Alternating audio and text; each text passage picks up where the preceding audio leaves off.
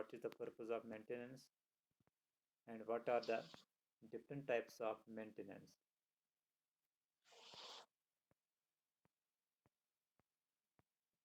Programme maintenance, categories of maintenance, corrective maintenance हमने पढ़ा कल, प्रिवेंटिव मेंटेनेंस पढ़ा, एडॉप्टिव मेंटेनेंस पढ़ा और परफेक्टिव मेंटेनेंस पढ़ा।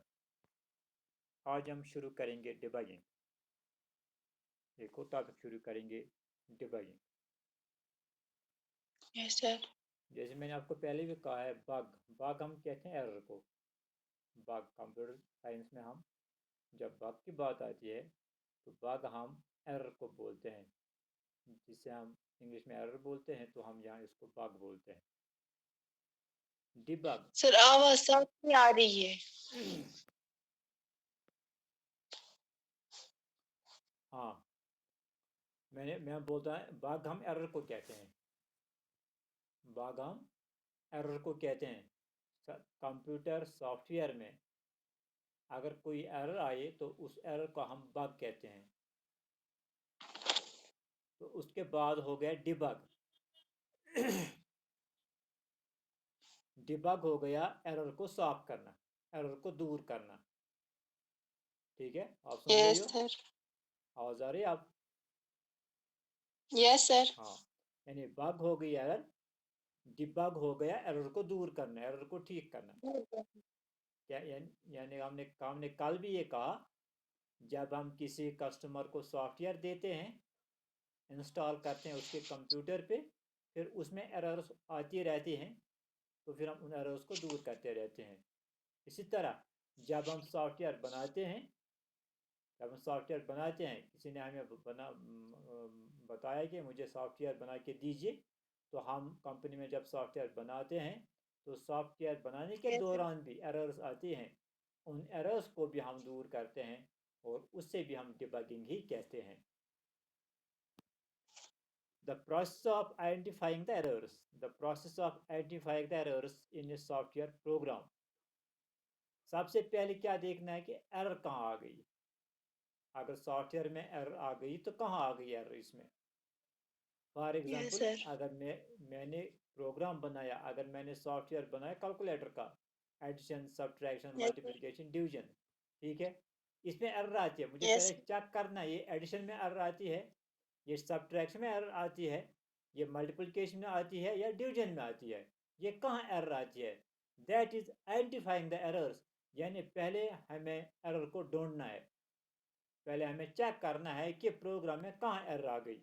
नंबर एक, identifying the errors in a software program and rectifying them, और उनको फिर ठीक करना। यानी दो चीज़ें हैं डिबगिंग में, पहले एरर्स को ढूंढना, आइडेंटिफाई करना, फिर उन एरर्स को ठीक करना। बात आगे समझ में?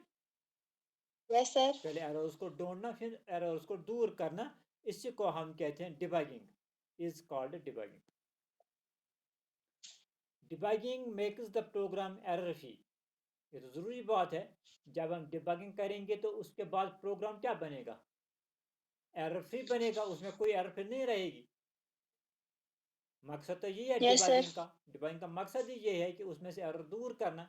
जब हम डिबगिंग कंप्लीट करेंगे तो उसके बाद जो हमारे पास प्रोग्राम आएगा, सॉफ्टवेयर आएगा, वो एरर फ्री होगा। Bugs cause incorrect or unexpected result at the execution time. हाँ, बग्स क्या काम करते हैं, अगर हमारे प्रोग्राम में कोई एरर रह जाए, या तो प्रोग्राम चलेगा ही नहीं, एरर उसको चलने नहीं देगा। लेकिन अगर कभी कभार प्रोग्राम चलेगा भी, लेकिन रिजल्ट ठीक नहीं आएगा, ठीक है, रिजल्ट ठीक नहीं आएगा अगर हमारे प्रोग्राम बग्स रह जाएंगे। फॉर एग्जाम्पल, अगर मैं देखता हूँ 10 + 9 19 आना चाहिए, वो 10 + 9 मुझे 18 देगा, प्रोग्राम तो चलेगा लेकिन रिजल्ट आएगा गलत। दो चीज़ है, यहाँ तो चलेगा ही नहीं, यहाँ बग्स की वजह से एरर्स पे चलेगा ही नहीं, या अगर चलेगा तो रिजल्ट गलत आएंगे। Bugs cause incorrect or unexpected result at the execution time go so time जिस पर इस प्रोग्राम चलावा debugging process is not testing process but it is the result of testing debugging process is not a testing process जब हम software जब हम software तैयार करते हैं तो सॉफ्टवेयर तैयार होने Yes. के बाद हम उसको टेस्ट करते हैं क्या करते हैं टेस्ट Test. करते हैं क्या हमारा प्रोग्राम सही चलता है क्या जो रिजल्ट हम इसे एक्सपेक्ट करते हैं वो आते हैं ठीक है Yes, sir.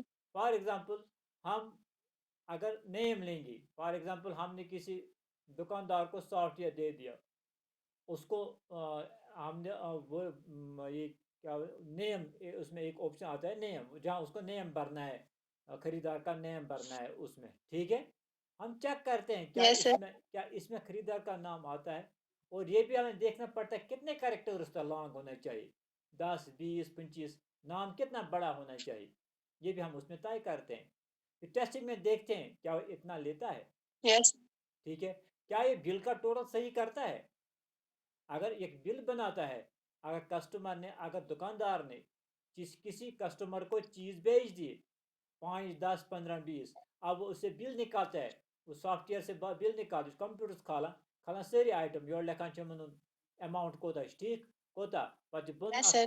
पत बन गसान टोटल पाने फिर देखना है क्या ये टोटल सही है ठीक है दिस इज टेस्टिंग ये हम उस सॉफ्टवेयर को बनाने के बाद करते हैं टेस्टिंग ठीक है लेकिन टेस्टिंग डिबगिंग नहीं होती है टेस्टिंग डिबगिंग नहीं होती है Debugging. हाँ टेस्टिंग का मतलब होता है क्या हमारा सॉफ्टवेयर सही चलता है क्या हमारा सॉफ्टवेयर सही चलता है ठीक है Okay. क्या हम जो इसे एक्सपेक्ट करते हैं जो रिजल्ट इसे एक्सपेक्ट करते हैं वो आते हैं ठीक है हो गई testing debugging is the part of the testing debugging is a part of the testing debugging for Testing. Testing का ही एक पार्ट है ठीक है लेकिन जो डिबगिंग आती है ये हम शुरू से ही करते हैं ये डिबगिंग हम शुरू से ही करते हैं जब से डिज़ाइन फेज शुरू होता है जब हम प्रोग्राम को डिज़ाइन करते हैं उसमें पहले देखते हैं उसमें कोई एरर तो नहीं आती है वहाँ वो ठीक करते हैं वो भी डिबगिंग हो गई उसके बाद क्या होता है जब हम प्रोग्रामिंग करते हैं कोडिंग करते हैं लिखते हैं उस वक्त भी देखते हैं क्या इसमें कोई एरर तो नहीं आ गई ठीक है यानी वो वहाँ से हम डिबगिंग Yes. शुरू करते हैं और टेस्टिंग इसके लास्ट में होती है जब हम प्रोडक्ट तैयार करते हैं जब हम सॉफ्टवेयर तैयार करते हैं फिर देखते हैं उसको चेक करते हैं क्या ये सही चलता है ठीक है Yes, sir. ये सॉफ्टवेयर की बात ही नहीं है ये कोई प्रोडक्ट आप बाजार से ले लीजिए उसको लास्ट पे कंपनी टेस्ट करती है क्या ये सही चलता है आप गाड़ी खरीदिए Yes, sir. ठीक है आप जब गाड़ी खरीदते हैं जब कंपनी में गाड़ी बनती है जब उसमें सारे पुर्जे फिट होते हैं तैयार होते हैं तो लास्ट पे उस पर टेस्ट किया जाता है क्या ये सही चलती है that is testing Yes, sir. है ना इस तरह अगर आप बाजार से अगर आप टीवी लेते हो ठीक है जब एक टीवी कंपनी में बनता है ठीक है तो उसको वहाँ टेस्ट होता है क्या ये सही चलता है ठीक है तो अगर आपने ध्यान रखा होगा पीछे से लिखा होता है एक स्टिकर लगा होता है वो पीछे से किसी भी प्रोडक्ट पे या टीवी पे पीछे से स्टिकर लगा होता है उस पर लिखा होता है टेस्टेड Yes, sir. है ना टेस्टेड इसका मतलब ये कंपनी का टेस्ट किया हुआ ये सही चलता है इसी तरह हम यहाँ भी टेस्ट करते हैं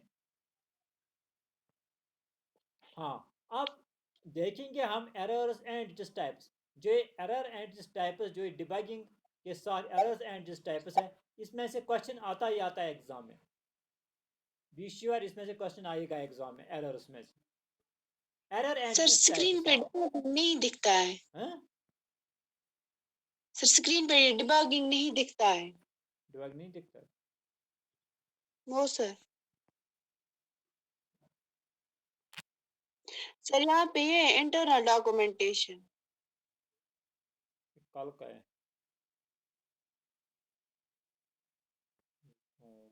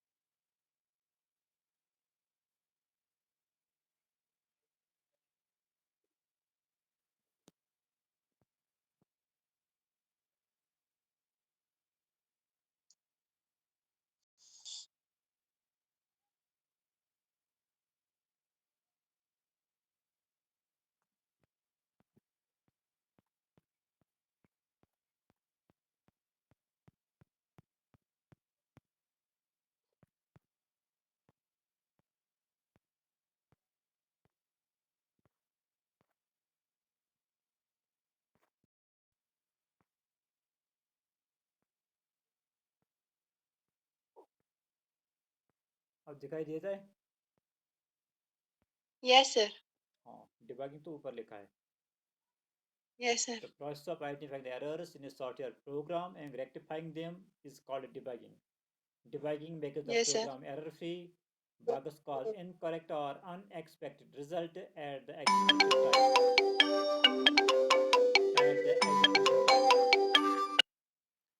Debugging process is not a testing process, but it is the result of testing. Error and its types. अब हम पढ़ेंगे errors and its types. Error. An unexpected output is called error. An unexpected output is called error. हाँ, error हम क्या किसको बोलते हैं? अगर हमारा आउटपुट गलत आएगा। मैं भी Yes, कह sir. रहा था अगर 10 + 9 19 आना चाहेगा, ये 20 देगा या 18 देगा या और कुछ देगा। अगर Yes, रिजल्ट sir. हमारा गलत आ गया तो हम बोलते हैं इसमें एरर है। Non execution of a program is also due to errors. या दूसरी बात, अगर प्रोग्राम एग्जीक्यूट ही नहीं होगा, रन ही नहीं होगा, ठीक, वो भी एरर है। यानी यहाँ आउटपुट गलत आ जाएगा, वो एरर की वजह से, या प्रोग्राम एग्जीक्यूट ही नहीं होगा एरर की वजह से। Error की वजह से। हाँ, for the successful execution of a program, for the successful execution of a program, it is necessary to remove all types of errors. For successful execution of a program, अगर हम ये चाहते हैं कि हमारा प्रोग्राम अच्छी तरह रन हो जाए, एग्जीक्यूट हो जाए, it is necessary to remove all types of errors. तो ये ज़रूरी है कि हम इसमें से तमाम अक़साम के एरर्स दूर करें।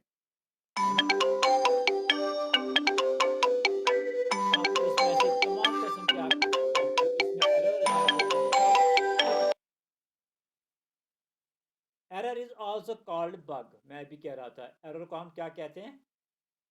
Error Bug. को हम बग भी कहते हैं। टाइप्स ऑफ एरर्स, अब हम इसकी टाइप्स पढ़ेंगे। Syntax error, syntax error, it occurs due to the violation of rules of the computer language, for example missing statement terminator. It occurs due to violation of rules of the computer language. ये error तब आती है जब हम computer language के rules को follow नहीं करते हैं। ये एरर तब आती है जब हम कंप्यूटर लैंग्वेज के रूल्स को फॉलो नहीं करते हैं। जैसे फॉर एग्जांपल आप इंग्लिश लीजिए, इंग्लिश में आप सेंटेंस लिखा, आप फुल स्टॉप डालना भूल गई, वो एरर है ना? Yes, sir. ठीक है। आप जहाँ कैपिटल लिखना था वहाँ आपने स्मॉल लेटर लिखा, एरर है ना वो? ठीक है। Yes, तो sir. आप क्या कहते हैं? You are violating the rules of the language. वो इंग्लिश लैंग्वेज के रूल्स हैं, कहाँ फुल स्टॉप डालना है, कहाँ कैपिटल लिखना है, कहाँ स्मॉल लिखना है, ठीक है, कहाँ पैरा डालना है। ये क्या है? ये इंग्लिश Yes, लैंग्वेज sir. के रूल्स हैं। अगर आप इनको फॉलो नहीं करोगे तो उनको हम एरर्स बोलते हैं। ठीक है। यहाँ भी कंप्यूटर लैंग्वेज में भी अगर हम रूल्स को, कंप्यूटर लैंग्वेज के रूल्स को फॉलो नहीं करेंगे, उसकी वजह से जो एरर आती है तो उनको हम बोलते हैं सिंटैक्स एरर्स। बात आ गई समझ में? Yes, sir. For example missing statement terminator, यहाँ एक एरर आती है missing statement terminator. Missing statement terminator जहाँ हम इंग्लिश लैंग्वेज में सेंटेंस के लास्ट में क्या डालते हैं? Full stop. Stop. ठीक है। तो यहाँ हम स्टेटमेंट के वहाँ हम बोलते हैं सेंटेंस इंग्लिश में, यहाँ हम सेंटेंस को बोलते हैं स्टेटमेंट। बात आ गई समझ में? Yes, sir. क्या चीज सेंटेंस, ये क्या चीज ये चीज स्टेटमेंट तस, यहाँ हम बोलते हैं स्टेटमेंट। वहाँ हम सेंटेंस के लास्ट में फुल स्टॉप डालते हैं, यहाँ हम स्टेटमेंट के लास्ट में नो, उसको क्या बोलते हैं, सेमीकोलन डालते हैं। Computer Yes, sir. लैंग्वेज में हम सी प्लस प्लस की बात कर रहा हूँ। Unicorn. हाँ, सी प्लस प्लस में हम सी प्लस कंप्यूटर लैंग्वेज है, यहाँ हम स्टेटमेंट के लास्ट में सेमीकोलन डालते हैं। अगर आप सेमीकोलन डालना भूल जाती हो तो आपके प्रोग्राम में एरर आ जाएगी। Yes, sir. ठीक है, यानी क्या कि आपने रूल को फॉलो नहीं किया। These errors are detected by the compiler at the time of compilation. जो ये सिंटैक्स एरर्स होती हैं, ये कौन पकड़ता है? ये सारे एरर्स कंपाइलर पकड़ता है जब हम कंपाइल करते हैं। मैंने आपने वो क्लास ली कंपाइलर और इंटरप्रेटर? Yes, sir. ठीक है, तो कंपाइलर क्या करता है, मैं दोबारा दोहराऊंगा आपको। जब हम प्रोग्राम लिखते हैं फिर उसको कंपाइल करते हैं, कंपाइलर सॉफ्टवेयर होता है जो हमारे उस प्रोग्राम का एक एक लाइन करके चेक करता है सारे प्रोग्राम को, है ना। ठीक, वो Yes, sir. प्रोग्राम को चेक करता है। जैसे आप एग्जाम देते हो तो आपका पेपर टीचर के पास जाता है, टीचर उसको चेक करता है, एक एक लाइन पढ़ पढ़ के चेक करता है कहीं इसमें एरर तो नहीं है, जहाँ एरर होगी वहाँ अंडरलाइन करता है, यहाँ यहाँ इसमें एरर है। ठीक है, Yes, इसी sir. तरह जब हम कंप्यूटर प्रोग्राम लिखते हैं तो उस प्रोग्राम को हम खुद चेक नहीं करते हैं, उसके लिए भी एक सॉफ्टवेयर होता है, उसको कंपाइलर कहते हैं। कंपाइलर उसको एक एक लाइन चेक करता है। यानी अगर सेमीकोलन त्रावन के मुश्त ये कुछ वुच कंपाइल पर बात आता अति लगे पता सेमीकोलन त्रावन मुश्त। Yes, sir. ठीक है, वो चेक करेगा, कंपाइलर इसको चेक करेगा। यानी जो सिंटैक्स एरर्स हैं these are detected by the compiler at the time of compilation, जब वो कंपाइल करता है। यानी इस प्रोग्राम लिखा, पहले हम प्रोग्राम लिखते हैं या सॉफ्टवेयर लिखते हैं, प्रोग्राम पहले लिखते हैं, Yes, sir. फिर उसको कंपाइल करते हैं, फिर रन करते हैं। सीक्वेंस इसी तरह है। Yes, sir. क्या करते हैं, पहले हम प्रोग्राम लिखते हैं, लिखते हैं, फिर कंपाइल करते हैं, फिर फिर एग्जीक्यूट रन करते हैं, करते हैं। फिर एग्जीक्यूट करते हैं, रन करते हैं। ठीक है, यानी हमने प्रोग्राम लिखा, उसके बाद गया कंपाइलर के पास, कंपाइलर उसको चेक करता है एक एक लाइन करके कि इसमें कहीं कहीं एरर है। ठीक है, अगर वो इसमें Yes, कोई एरर पकड़ गई तो वो कौन सी एरर होगी, वो सिंटैक्स एरर होगी। These are also called compile time errors or static errors। इनको इसलिए इसलिए हम compile time errors भी बोलते हैं। ठीक है, आज इस वना हम उसके compile yes, sir. time errors थे या syntax errors या static errors। तीन नाम है, static errors, compile time errors और syntax errors। लेकिन उर्फ आम में Errors. इसको हम syntax error ही बोलते हैं, लेकिन अक्सर इसको syntax error ही बोलते हैं। These errors are easy to locate। These errors are easy to locate। In errors को ढूंढना बहुत आसान है, and remove और उनको दूर करना भी आसान है। क्या लोकेट करें सहल तो हम क्या पत हटाएं सहल क्या इस पर कंपाइलर चलाइए। अगर फॉर एग्जांपल पंचम लाइन पे एरर कंपाइलर वना पंचम लाइन पे एरर, ये एरर मगर यहाँ में कंपाइलर बताता है, कंपाइलर बताता है कि पांचवें लाइन पर एरर है और ये भी बता दिए कौन सी एरर है। फिर आठवें लाइन पर Yes, अगर sir. अगर आठवें लाइन पर एक और एरर है वो भी बताते हैं आठवें लाइन पर ये एरर है, ठीक है, इसको दूर करो। फिर अगर 20वें लाइन पर एक और एरर है तो बताता है 20th लाइन पे एक और एरर है, ये है। ठीक है, तो हम डायरेक्ट जाते हैं, अगर 5th लाइन पे कोई एरर है तो हम डायरेक्ट 5th लाइन पे जाते हैं, उस एरर को ठीक करते हैं। Yes, sir. ठीक है, इसलिए इन एरर्स को ढूंढना भी आसान है, इन एरर्स को रिमूव करना भी आसान है। Yes, sir. because compiler specifies the location and the type of error। क्योंकि हमें कंपाइलर ही बताता है, स्पेसिफाइज द लोकेशन, यानी कहाँ एरर है, किस लाइन में एरर है, लोकेशन मीन्स किस लाइन में एरर है बताता है, and the type of error, और इसके साथ साथ ये भी बताता है कि किस किस्म के एरर है, आप क्या भूल गई हो, आपने क्या वायलेट किया है। ठीक है, दोनों चीजें बताता है कंपाइलर में, किस लाइन में एरर है और कौन सी एरर है, क्या किस गलती लाइन आपने की है। इसलिए में? इनको ढूंढना और इनको ठीक करना आसान है। Program having syntax errors can not be compiled और ट्रांसलेटेड।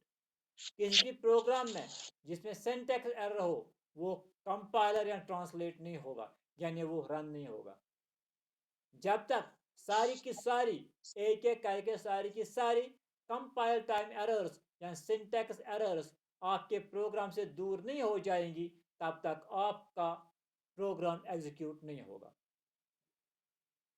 Yes, sir. ठीक है, अगर आपके प्रोग्राम में 10 गलतियां हैं, अगर आपने 9 गलतियां ठीक की, एक गलती रह गई, तब भी आपका प्रोग्राम एग्जीक्यूट नहीं होगा जब तक आप वो 10 की 10 एरर्स उसमें से दूर नहीं करोगे। नहीं करेंगे। ठीक है, I think Yes, sir. It is sufficient for today.